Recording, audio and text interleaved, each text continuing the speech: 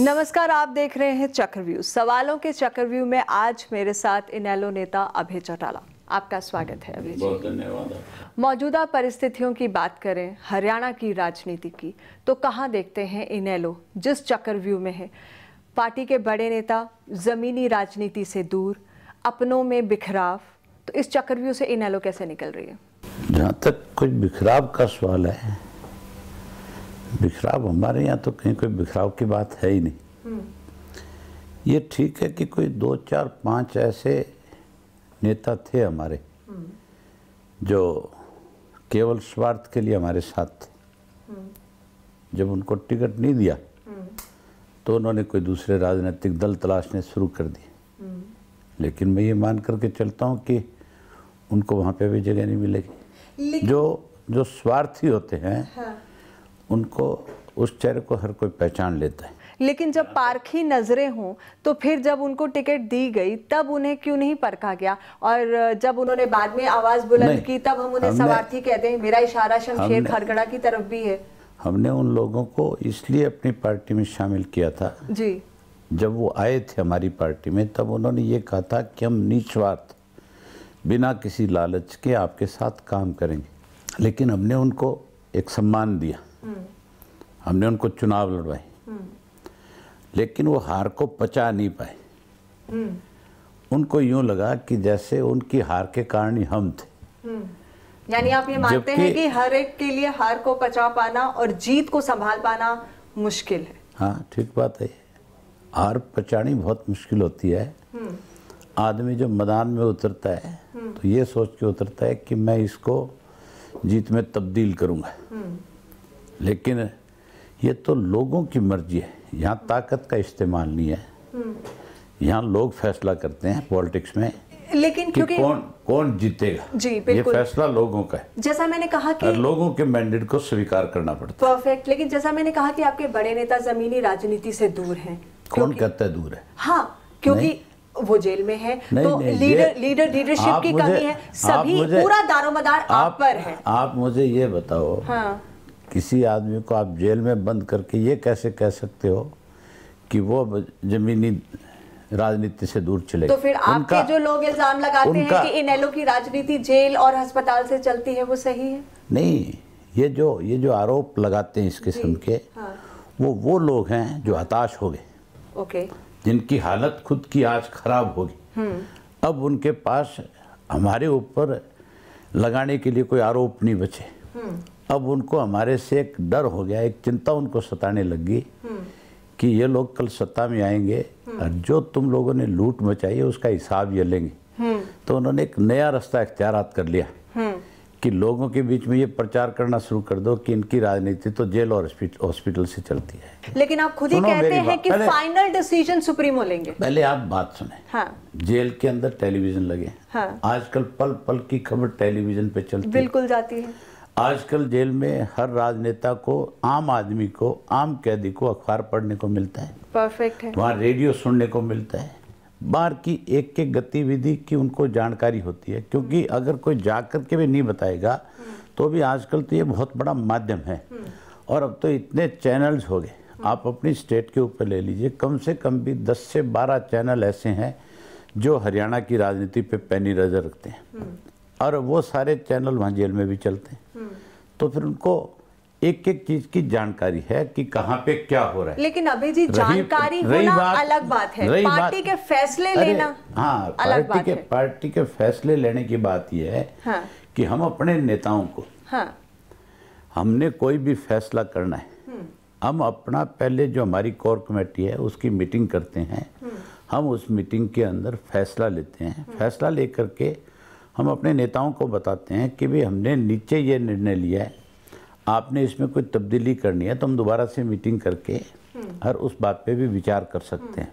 लोगों को क्या दिखाना चाहते हो आप, हाँ, कि यहाँ पे किसी एक आदमी का कंट्रोल नहीं, किसी भी आपके अपने कार्यकर्ता ये इल्जाम लगाते जो फिर वही बात कर दी आपने कि आपके अपने कार्यकर्ता। आप मुझे एक कार्यकर्ता का नाम बताओ आप एक सिंगल आदमी का नाम तो बताओ। शमशेर खाड़करा ने जब अलग हुए तो उन्होंने कहा कि मेरे को बोलने की ना वहां आजादी थी, मुझे हराया गया और सारी चीजों को फिक्स किया गया। मैं तो सिर्फ एक आरोप की बात आपसे क्लैरिफाई कर रही हूं। ये कोई भी आदमी जब किसी भी राजनीतिक दल को छोड़ करके जाता है, आप भी अपने ऑफिस को जिस दिन रिजाइन करके जाओगी, आप भी यही कह के जाओगी कि उस ऑफिस के अंदर मेरी जबान भी किसी ने बंद कर दी थी, इसलिए मैं इसको छोड़ करके जा रही हूँ। आपने अब तक 3-4 जगह चेंज करी, क्या क्या कारण है?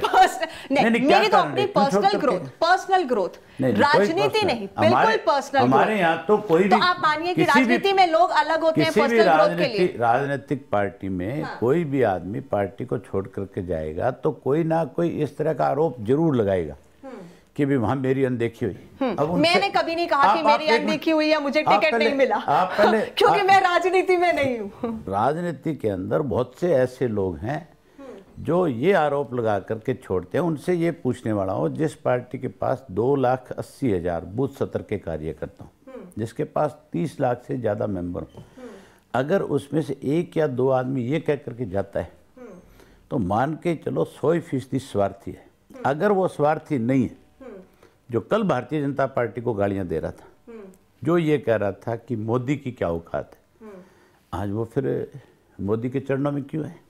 फिर उसको वहाँ नहीं जाना चाहिए था। फिर आज मोदी में कौन से ऐसे गुण हो गए जिसकी वजह से उनको मोदी जी बहुत अच्छे लगने लगे? जो कल तक रामविलास शर्मा को गाली दे रहा था, जो कल तक कृष्णपाल गुर्जर को गाली दे रहा था, आज उसका नेता है।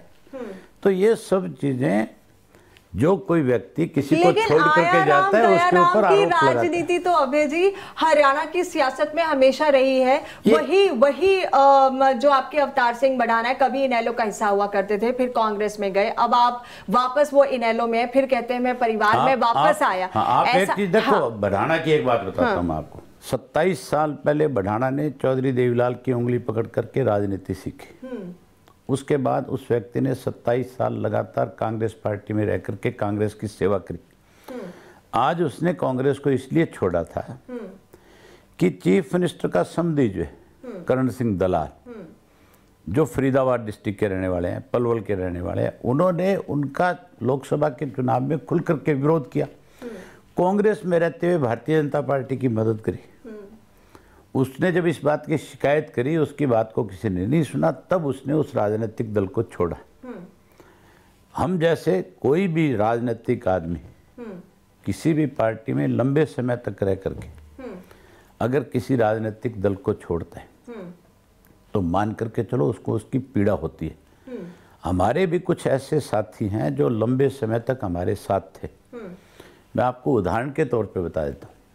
एक हमारा कृष्ण पवार एमएलए, हमने उसको 5 दफा टिकट दिया, 4 दफा एमएलए चुना, 5वीं दफा एक बीच में एक दफा हारा। हमने इस बार उनको टिकट नहीं दिया। हमने कृष्ण जी को ये कहा था कि अब की बार आपसे कार्यकर्ता नाराज है, आपके उनके साथ व्यवहारिक जो है, जो बातचीत का तरीका था, हो सकता है उसमें कहीं कोई बदलाव हो, या आपने लोगों को किसी बात से रुष्ट कर लिया हो। अब की बार अगर पार्टी आपको टिकट भी दे देगी तो भी आप नहीं जीत पाओगे। लेकिन उन्होंने कहा कि नहीं, आप मुझे टिकट दो, मैं चुनाव जीत जाऊंगा। हम किसी को हराने के लिए चुनाव नहीं लड़ाते, हम चुनाव जीतने के लिए लड़ते हैं। यानी एक क्राइटेरिया विनेबिलिटी बहुत इंपॉर्टेंट है। बिल्कुल है। आपको पहले ये देखना ही पड़ेगा कि मेरा ये कैंडिडेट जीत सकता है कि नहीं जीत सकता। कांग्रेस में और भारतीय जनता पार्टी के अंदर तो इस बात की सिफारिश चलती है कि ये मेरा आदमी है।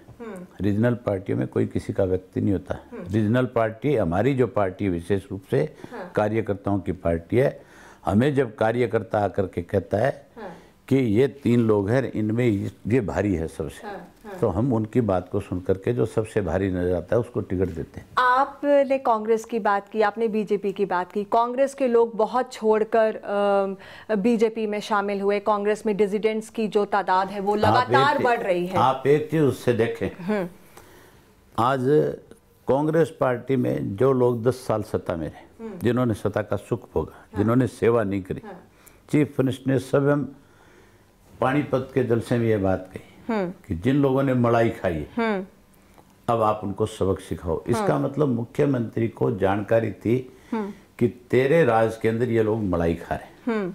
इसका मतलब वो भी उतना ही दोषी है जितना वो मलाई खाने वाले थे। उन लोगों के खिलाफ चीफ मिनिस्टर को उस वक्त कार्रवाई करनी चाहिए थी, उस वक्त उनको पार्टी से बाहर करना चाहिए था।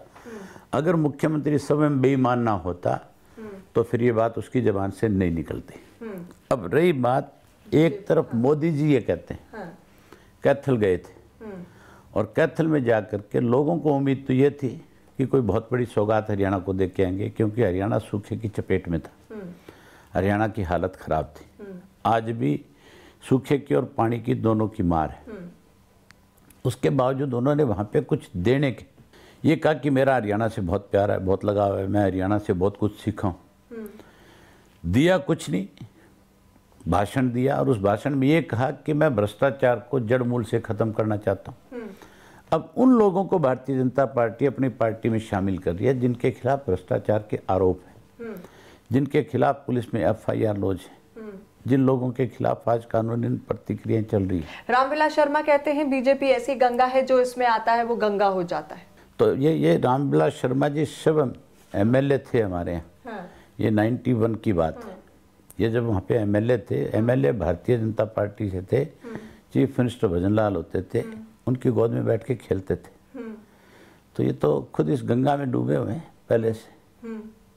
तो मान करके चलो, ये कह करके केवल मात्र आप अपना दामन साफ नहीं कर सकते कि ये उस वक्त, ये कल तक जो कुलदीप को बहुत अच्छा मानते थे, जो कुलदीप को रोज चीफ मिनिस्टर कहते थे, आज उस कुलदीप के ऊपर आरोप लगाते हैं। वो कुलदीप इनके ऊपर आरोप लगाता है कि धोखेबाज लोग हैं। तो इसका मतलब ये दोनों एक दूसरे पे जो आज आरोप लगा रहे हैं, ये दोनों के दोनों जो है लोगों को धोखा दे रहे थे। नहीं, यहाँ पर आप बीजेपी को सवालों में खड़े कर रहे हैं या पहली बार कुलदीप बिश्नोई हजका के लिए सिंपैथी नजर आ रही है इनेलो की तरफ से? मैं ये कह रहा हूँ कि ये दोनों लोग जो हैं केवल एक दूसरे की बड़ाई करके हरियाणा प्रदेश के लोगों को धोखा दे रहे थे, लेकिन लोगों ने इनको बहुत जल्दी समझ लिया, इसलिए लोगों ने इनको दुत्कार दिया और दुत्कार दिया तो आज ये एक दूसरे पे आरोप लगाने लग गए, आज एक दूसरे को धोखेबाज कहने लग गए। अभी तो कांग्रेस और बीजेपी की टिकटें बंटने दो, फिर आप देखना कि इनकी हालत क्या होगी। लोग इनके कपड़े फाड़ेंगे कि किस तरह से हमें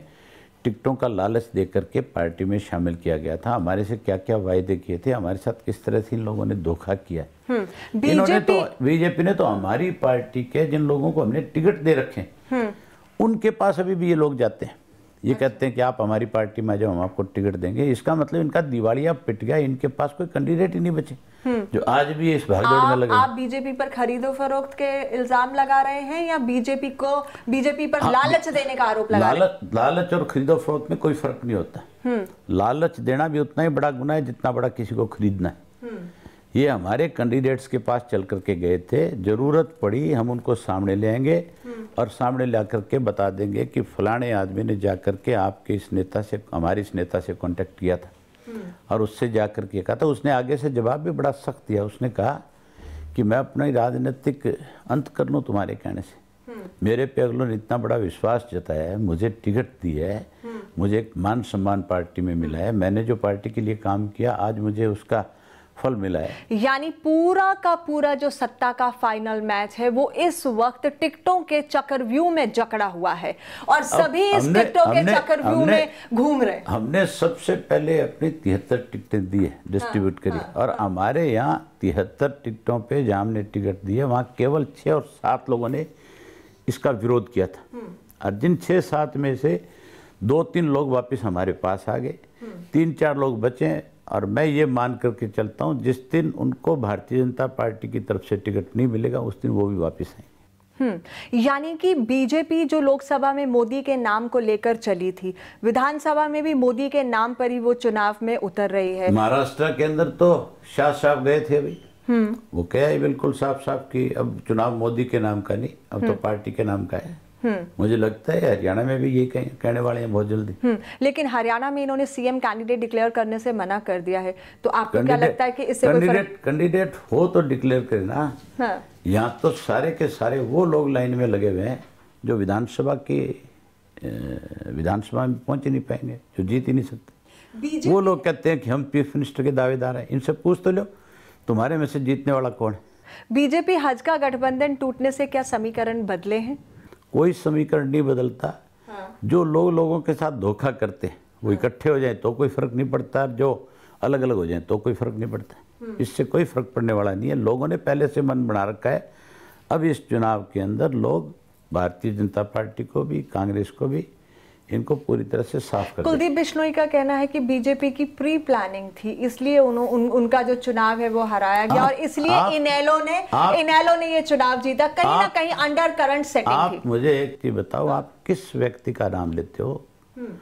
आप कुलदीप बिश्नोई की बात करते हो, जिसका ना लोकसभा का कोई मेंबर है, ना विधानसभा में उसका कोई आज मेंबर है, ना आने वाले समय में विधानसभा में कोई उसका मेंबर जाएगा, जिसकी अपनी हालत बेचारे की इस तरह की, आप उसको नेता मानते हो? हमारे तो ये समझ से बाहर की बात है कि आप लोग प्रदेश की जनता को, देश की जनता को क्या कहना चाहते हो कि आधारहीन लोग जो हैं उनका टेलीविजन पे, अखबारों में नाम लेकर के उनको कहीं ना कहीं प्रोजेक्ट करना चाहते हो क्या? नहीं, अभी क्या आपको नहीं लगता कि ये फैसला करना जनता के लिए बेहतर होगा? मैं और आप जजमेंट क्यों दे? ना मैं जजमेंट दूं ना आप जजमेंट दे। हरियाणा की जनता आज इतनी जागरूक हो चुकी है कि वो ये फैसला कर सकती है कि कौन आधारहीन है, कौन आधारहीन नहीं है, कौन नेता है, कौन नेता नहीं है। जनता ने लोकसभा में फैसला नहीं किया, तो जनता को विधानसभा में भी फैसला करने दीजिए ना। जनता कर देगी फैसला। तभी मैं कह रहा हूँ कि आप ऐसे व्यक्तियों को बिना मतलब दर्शाना चाहते हो जिनका कोई आधार ही नहीं है। बेचारे आधारहीन लोग हैं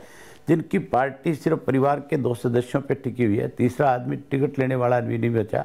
आज हालत ऐसी है इनकी कि इनके पास कैंडिडेट्स नहीं है। आप मुझे बताएं तो ये तो वही लव एंड हेट रिलेशनशिप वाली बात है। जब मोहब्बत है तो सब कुछ जायज है, जब नफरत है तब कुछ भी नहीं। बीजेपी के साथ वो बीजेपी के साथ बातें करते हैं क्योंकि बीजेपी के साथ कभी ना कभी अलायंस था और इनेलो का कभी ना कभी बीजेपी के साथ अलायंस रहा है। लेकिन आज उसी बीजेपी को आप इस तरह से कहते हैं कि बीजेपी इस तरह के मापदंड भी अपनाती है, उनके लोग विधानसभा में जब हमारे साथ भारतीय जनता पार्टी का समझौता था तब भी भारतीय जनता पार्टी की एक्चुअल में ये पोजीशन थी। बीजेपी कभी भी हमारे साथ अलायंस में रह करके 29 से ज्यादा सीट पे अपनी कैंडिडेट नहीं उतार सकी, और जब 29 भी उतारे थे तब भी हालत ये थी बीजेपी के पास कि अपने कैंडिडेट नहीं थे। हमने बीजेपी को लोकसभा के अंदर, जब वाजपेयी जी इस देश के प्रधानमंत्री थे, हमारा 4 और 6 सीटों का एक समझौता था। उस वक्त भारतीय जनता पार्टी ने, खास करके अटल बिहारी वाजपेयी जी ने चौटाला साहब से ये कह करके कि जी आप मेरे कहने से 1 सीट और दे दें। चौटाला साहब ने उनसे कहा कि ठीक है, मैं आपकी बात को टाल नहीं सकता, मेरे और आपके संबंध ऐसे हैं। उन्होंने उनके 5वीं सीट दे दी सोनीपत की। वो कहने लगे हमारे पास कोई कैंडिडेट नहीं है, कैंडिडेट भी आप दे दें। हमने जो उस वक्त मेंबर पार्लियामेंट बने थे किशन सिंह सांगवान, जो हमारी पार्टी में थे और हम उनको अपनी पार्टी से चुनाव लड़ाना चाहते थे, हमने उनको कैंडिडेट भी अपना दिया था। तो जिस पार्टी की हालत इस किस्म की हो कि जिसके पास ना तो कोई आधार था और ना कोई कैंडिडेट था, लेकिन ऐसे नेता थे कि जिन नेताओं को आप मना नहीं कर सकते थे, इसलिए हमने उनको मना नहीं किया, हमने दे दिया। आज भी उन बीजेपी की वो हालत है। इस लोकसभा के चुनाव में भी आप देख लें, उनके पास 7 में से केवल 2 उम्मीदवार थे, 5 उम्मीदवारों की बारी उधार के थे। अब ये जो 90 के चुनाव की बात आ रही है, इस 90 में भी हालत ऐसी है कि जो कोई कांग्रेस से आ रहा है उसको शामिल करें, जो कि हमारी पार्टी से जाएगा उसको शामिल करें, कोई और तीसरी पार्टी से आ रहा है उसको शामिल करें। हर किसी को ये कहते हो कि आप आ जाओ, बस आपको हम टिकट दे देंगे। अभी बादल साहब के इनेलो प्रचार करने पर लेकर सवाल बीजेपी में कई खड़े हुए हैं। किसने किए हैं? बीजेपी ने खड़े किए। कौन सी बीजेपी ने किए हैं? स्टेट बीजेपी ने। क्या है स्टेट बीजेपी में? आप मुझे ये बताएं कि स्टेट बीजेपी की हालत क्या है। आप किस स्टेट बीजेपी की बात करते हो? कृष्णपाल गुर्जर की करते हो? रामविलास शर्मा की करते हो? जो चीफ मिनिस्टर के बिके हुए लोग हैं, दोनों के दोनों। अगर इनकी इंक्वायरी करा ले, दोनों की अगर आज इंक्वायरी इनकी सेंट्रल एजेंसी करवा ले, इनकी गवर्नमेंट करवा ले, तो ये तो कल नंगे हो जाए दोनों के दोनों। ये दोनों भूपेंद्र सिंह हुड्डा के साथ लगे हुए हैं। भूपेंद्र सिंह हुड्डा ने चीफ मिनिस्टर के तौर के ऊपर कृष्णपाल गुर्जर को 5-6 से ज्यादा CLU दिए, और ये हर बच्चा जानता है इस बात को। रामविलास शर्मा चीफ मिनिस्टर के सबसे नजदीक व्यक्तियों में से, ये बच्चा जानता है। आप कौन से नेता की बात करते हो? आधारहीन आदमी बयान दे देते हैं। एक जैन है इनका, सोनीपत का उपाध्यक्ष है, वो बयान देता है कि हम प्रकाश सिंह बादल की शिकायत करेंगे। उससे ये पूछने वाला हो, तेरी औकात तो देख ले, तू क्या है, तेरी हैसियत क्या है पार्टी के अंदर? तो किस आधार के ऊपर प्रकाश सिंह बादल को ये कह सकता है कि आप हरियाणा में नहीं जा सकते? ये कौन होते हैं रोकने वाले? ये सारी चीजें जो है ऊपर के लेवल पे तय होती है। किस राजनीतिक दल का किसके साथ संबंध है, जिसका जिसके साथ संबंध होगा, जहां तक एडजस्टमेंट की बात होगी, पंजाब में इनका और बीजेपी का तालमेल है, हरियाणा में वो हमारे अलायंस पार्टनर है, वो हमारे लिए नहीं आएंगे, हम उनके लिए नहीं जाएंगे, तो कौन जाएगा? तो आपको लगता है ये बिल्कुल डिफरेंट मैटर है, इसमें किसी को इंटरफेरेंस करने ये जो इस किस्म की बातें कर रहे हैं, इन लोगों को या तो इसकी राजनीति की जानकारी नहीं है, चलिए, और या ये लोगों को इनको अपनी ग्राउंड स्थिति का पता नहीं है बेचारों को। अच्छा, बहुत ही कम शब्दों में, वक्त ही कम है, मुझे ये बताइए कि जो प्रोमिनेंट मुद्दे इस वक्त विधानसभा में डोमिनेंट रहने वाले हैं चुनाव में, वो कौन से होंगे? क्या भ्रष्टाचार, महंगाई, बेरोजगारी? हमेशा हम इन मुद्दों की बात तो करते हैं, लेकिन क्या ये हावी रहेंगे इन चुनाव में? 100 के 100% ये मुद्दे सबसे अग्रणीय रहेंगे। महंगाई आज भी उतनी है जितनी कांग्रेस के राज में थी। आज महंगाई कांग्रेस के राज से भी ज़्यादा बड़ी है। जहां भारतीय जनता पार्टी से लोगों को एक उम्मीद थी कि महंगाई पे कहीं रोक लगेगी, रोक लगाने की बजाय महंगाई बढ़ गई। आज भ्रष्टाचार भी ज्यों का त्यों मुद्दा है।